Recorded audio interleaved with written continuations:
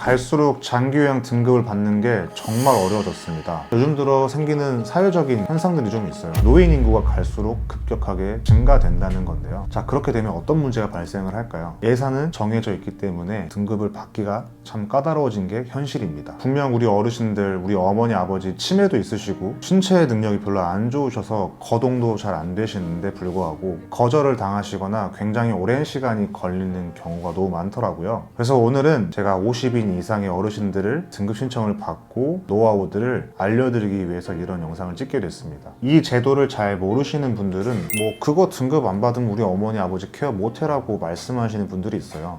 케어하실 수 있습니다. 케어하실 수 있는데 어머니 아버지에 대한 케어 비용을 10이라고 놓고 봤을 때 비용을 1.5만 내느냐 그 10을 다 내느냐의 차이예요.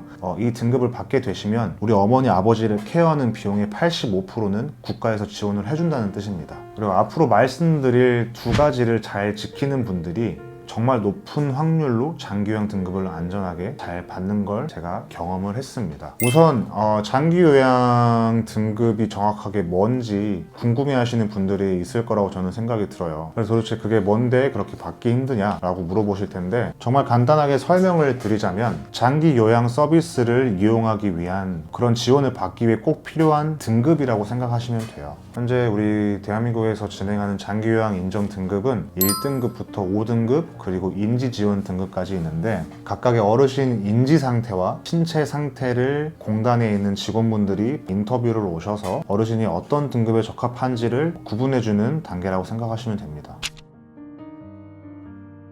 첫 번째는 인터뷰라고 하죠. 이제 보호자분들께서 장기요양 등급 인정을 신청하셨을 때 공단에서 연락을 하게 되고 공단 직원이 어르신 댁에 방문해서 어르신의 인지 상태는 어떠신지 그리고 신체 상태는 어떠신지 매뉴얼대로 평가를 해서 거기에 맞는 등급을 내주는 일련의 과정을 인터뷰라고 합니다. 그래서 이 인터뷰를 어떻게 하면 잘 받을 수 있는데? 라고 여쭤보시는 분들이 있을 거예요. 쉽게 말씀을 드리면 평소에는 굉장히 인지가 안 좋으시거나 신체 거동 상태가 안 좋으신데 유독 누군가 새로운 사람, 낯선 사람이 와서 뭔가 어르신 팔 들어볼게요, 다리 들어볼게요, 여기 몇 층이에요, 어르신의 인지 상태나 신체 상태를 묻는 거에 대한 질문에 대해서 거짓말처럼 어르신들의 상태가 좋아지는 경우가 너무 많아요. 그렇다 보니 제가 가장 추천하는 것들은 일상생활 중에서 우리 어르신들이 도움이 필요한 순간들이 분명히 있을 거예요. 잘 걷지 못하신다거나 기억력을 좀 깜빡하는 모습들, 그래서 제가 이거를 꼭 찍으라고 말씀을 드렸어요. 보호자분들에게. 이런 사례도 있었어요. 실제로 저희 어르신 사례였는데요. 집에 불을 내신 거예요. 가스불을. 근데 어르신이 인터뷰만 보면은 너무 멀쩡하시고 기억력도 너무 좋으세요. 그래서 보호자분이 그걸 찍고 증거 영상을 제출하니 사진을 보고 증거를 보고 등급을 받게 되는 그런 상황들도 굉장히 많았고요. 중요한 건 정말 바닥을 질질 기어다니는 어르신도 등급을 못 받는 경우도 너무 많았어요. 그렇기 때문에 이 인터뷰에 대한 부분들 너무너무 중요하다라는 점.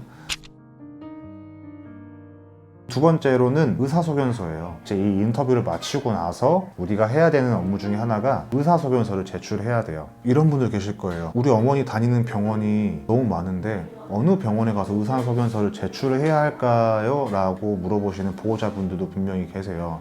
일단은 저는 어머니가 가장 오래 다니셨던 병원으로 가라고 추천을 드립니다. 그렇게 해야 가장 신빙성도 있고 의사 선생님께서도 어머니에 맞게끔 최대한 잘 써주실 거니까요. 그리고 혹시나 평소에 어머니께서 치매에 대한 예방약을 복용하셨더라면 그런 병원 가셔서 치매 검사도 받아보시면서 치매 검사에 대한 판정을 의사소견서로 제출하는 것을 가장 추천드립니다. 치매 판정에 대한 것들이 장기요양 등급을 받는 거에 있어서 가장 강력하게 작용을 하기 때문인데요. 우리 어머니가 허리가 많이 아프세요. 다리가 많이 아프세요. 물론 신체적인 것들로 인해서 등급을 받으실 수도 있는데 치매 판정으로 인해서 등급을 받으시는 것과 정형외과적 판정을 받으셔서 장기요양 등급을 받는 것과 확률로 봤을 때 치매 검사를 받고 등급을 신청을 하시는 분들이 확률이 굉장히 높다라는 걸 좀 말씀을 드리고 싶습니다.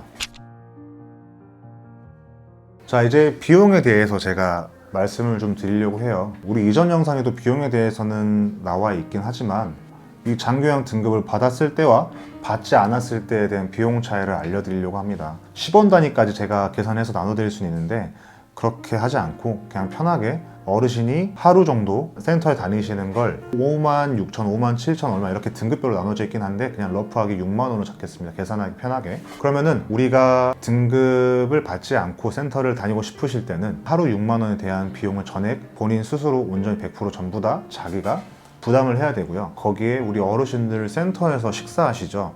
그럼 식사 비용까지 같이 하게 되면 하루에 뭐 한 7만 원 정도는 그냥 나오지 않을까요?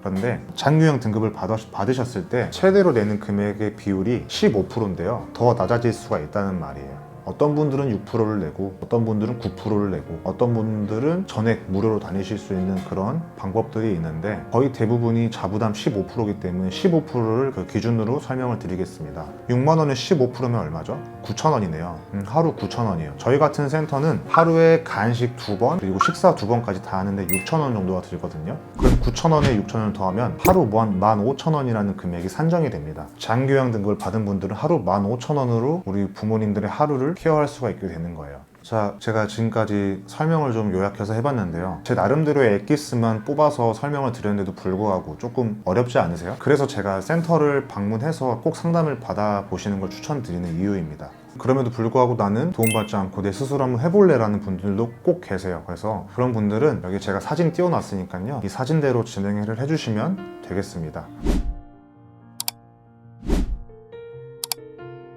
하지만 처음 하시는 것들이다 보니 꽤 어렵고 이해가 안 되는 부분들이 있을 수도 있다고 저는 생각이 듭니다. 그리고 이런 분들이 계세요. 나는 우리 부모님이 장기요양 등급을 받는 걸 너무 원하지만 이 센터를 다닐지 안 다닐지는 확신을 할 수가 없다. 사실 장기요양 등급을 받고 이용할 수 있는 서비스는 굉장히 다양하거든요. 저희 같은 센터는 우리 센터의 어르신들을 모시고 와서 케어를 해드리는 시설이고 방문 요양 같은 서비스도 있고요. 그래서 나는 정확히 우리 엄마 아버지가 어떤 서비스를 이용할지 모르지만 일단 등급 신청을 받고 싶어서 오시는 분들이 분명히 계세요. 근데 거기에 대해서 부담을 갖고 있는 분들이 정말 계시더라고요. 센터 다니든 안 다니든 저희는 어쨌든 사회의 복지인으로서 이제 우리 어르신들을 위해서 서비스를 행하는 그런 사람들이니까요. 그런 거 걱정하지 마시고 부담 없이 방문하셔서 어르신들께 좋은 방향으로 갈 수 있도록 도움받는 걸 너무 추천드리겠습니다. 혹시나 이 영상을 보시고 좀 더 궁금한 게 있거나 우리 어머니 받을 수 있을까라고 생각되어지는 분들은 댓글 남겨주셔도 괜찮고요. 순천에 거주하시고 순천에서 주간부 센터를 고민 중이시라면 아래 댓글에 있는 연락처로 연락 주시면 성심성의껏 저희가 잘 상담 도와드리겠습니다.